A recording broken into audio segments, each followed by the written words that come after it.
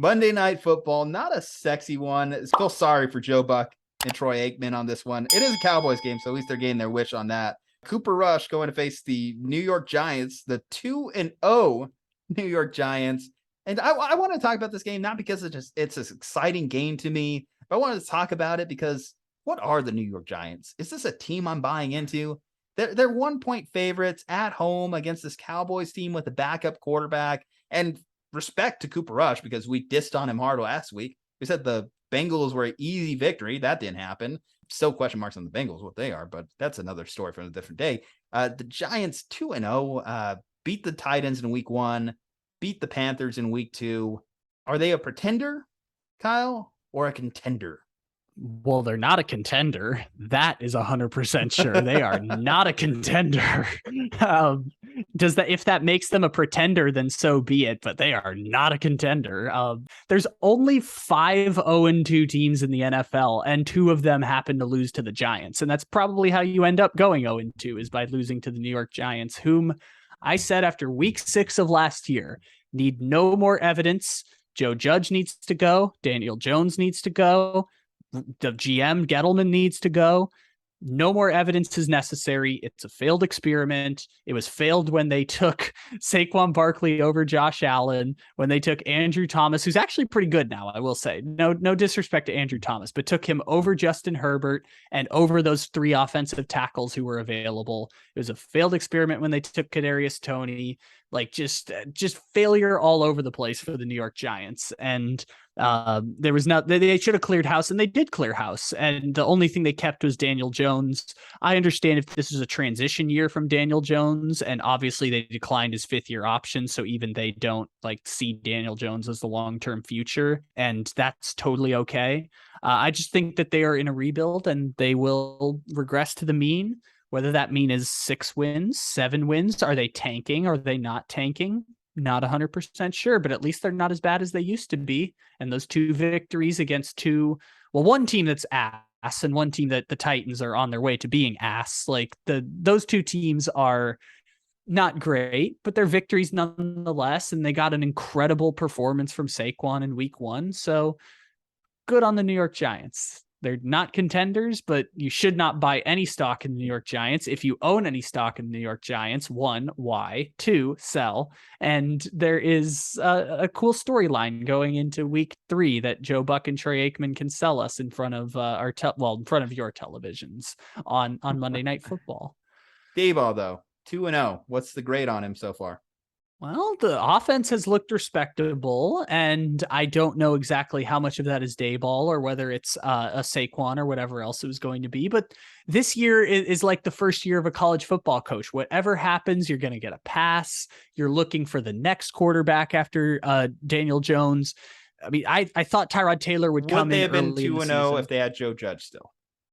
Well, no, but Joe Judge is terrible. And okay, then he's an improvement already, right?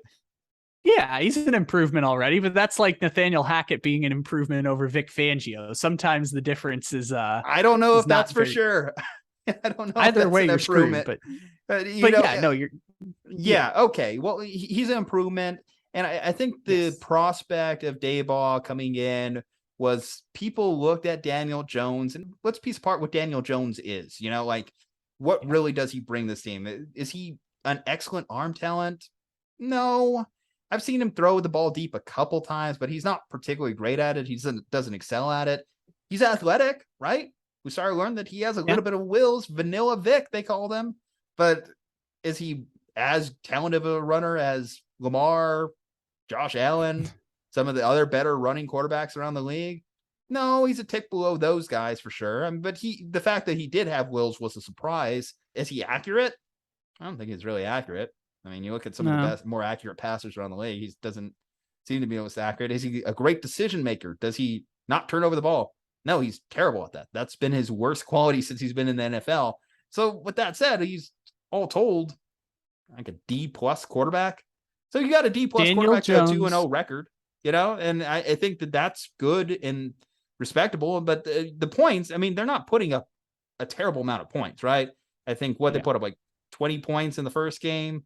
Just a notch below that in the second. Above that in the 19 second? in the second game, 21, I want to say, in the first game. Yeah. Yeah. So it's not sustainable to keep winning games in the National Football League if you're putting out that point totals. Eventually you have to start putting up 28, 30, and something like that. And the fact they're not doing that is why this offense is just limited. It's going to be a limited team as long as they can't put up performances better than that. And you can point to multiple things, like also does Daniel Jones have a wide receiving core that he could look at and be happy with? No, because Sterling Shepard right now is their top wide receiver.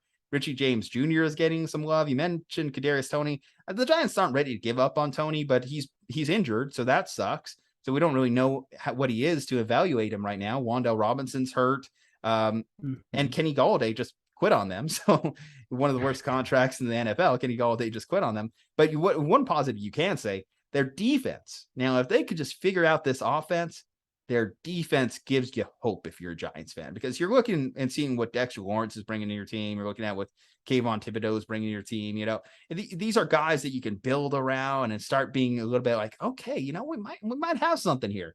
You know, so that's what I think. If Daboll can provide stability for this team, stability at the head coaching position, and you can fix that quarterback position, then the question is the same question we have with the Colts. Like, how do you fix that quarterback position? You kind of have to be bad to get those really good quarterbacks at the top of the draft.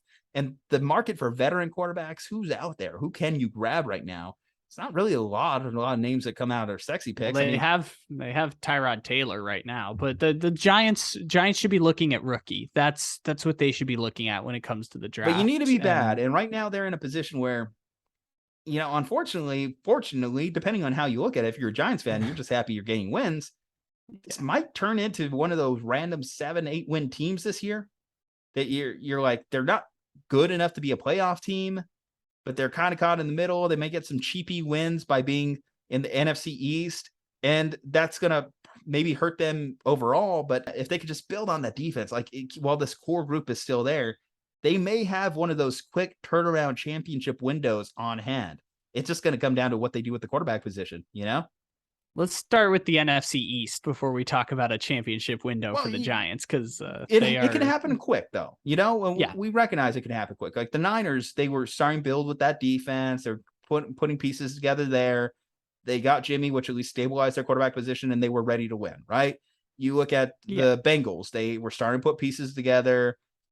Quarterback gets healthy, they go on a Super Bowl run. It could happen quick. You know, it could be one of those seasons where we look at them as a team that'll be lucky to get 7 wins and then they turn into a Super Bowl team. I don't think it's this year because we see the limitations on their offense. If they can work it into where their offense could be a respectable 25 point per game average offense, then we're starting to talk about this team at least as a 10 win team.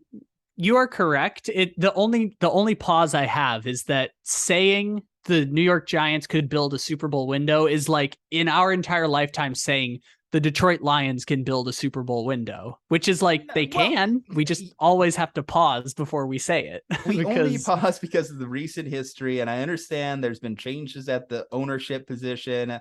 Because still, I mean, I can remember them winning a championship. You talk about the Lions, no one can.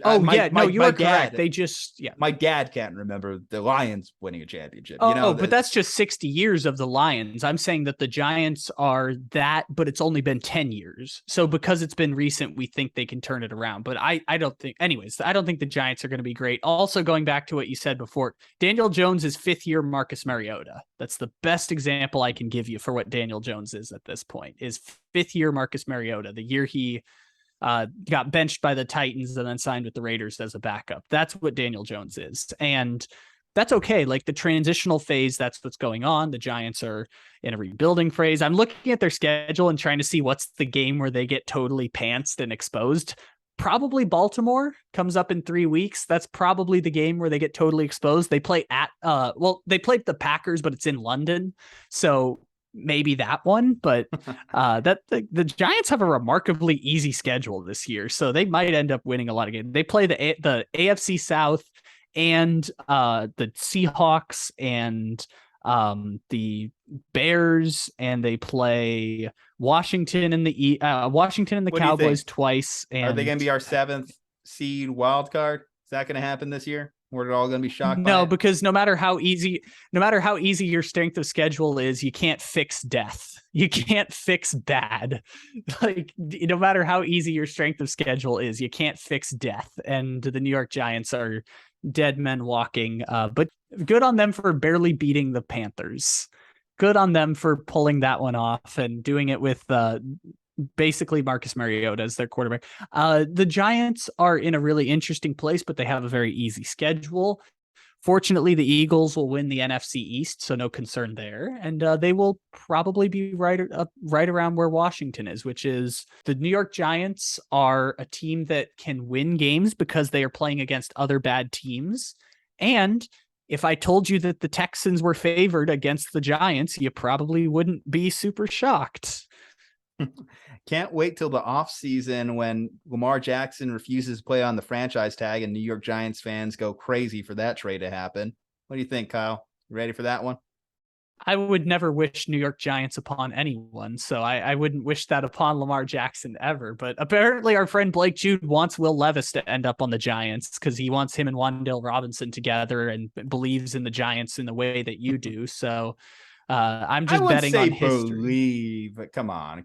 Believes. You said strong. Super Bowl. You said championship window. Well, I said that they can if they fix the quarterback position, and we know in the NFL that is a big if.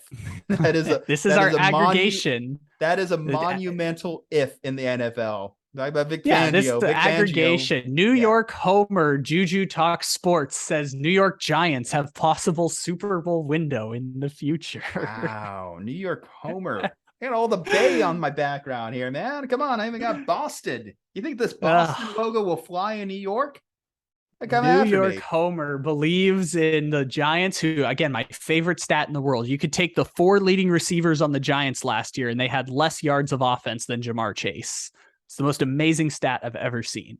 Well, if you are a New York Homer, we do have an Aaron Judge video on the channel. You should go check that out. That's somewhere above me, I think, maybe.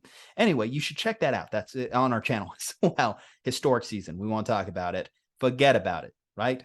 Let's go grab a slice. Forget about it. If you want to go grab a slice. Oh, forgot about the pick. We have a football game. We have a football game to cover, but I don't want to seriously analyze Cooper Rush because... Okay, then let's just make it easy. Yeah. I like the San Francisco Giants. We're going with the New York Giants. New York Giants are winning this Monday Night Football matchup, going to 3-0. Forget about it.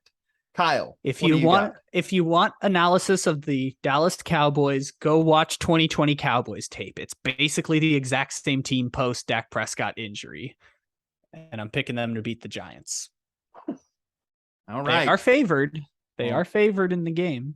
Well, this is our opportunity to get a little separation in the standings so far to this point.